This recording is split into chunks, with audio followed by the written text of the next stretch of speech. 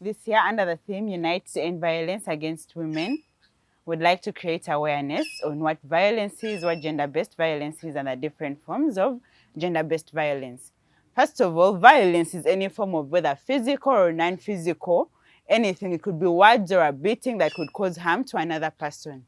So when we say gender-based violence, it's that form of violence that's targeted to a person because of their gender.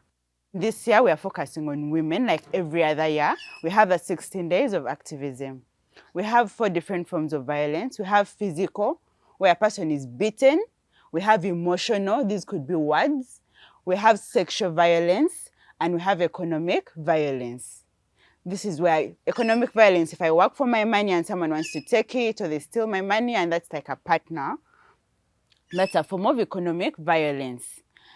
What do you do when this happens? When this happens, one, there are forms of violence that you have to report to the police, and there are those that can be handled at home. Physical violence, sexual violence, economic, and emotional can all be reported to the police station.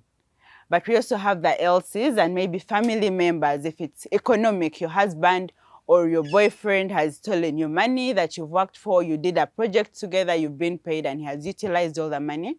You could sit down as a family, involve the LC, and discuss on that. But if you've been beaten or sexual violence, that must be reported to the police station. And of course, like I said, you must have evidence if you're reporting. You can't just go, oh, this person has done this. So if you've been beaten, you have medical records.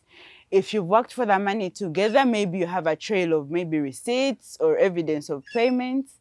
Sexual violence, you'll need a medical report. If you want to discuss this further with us, please reach out to us on our different platforms.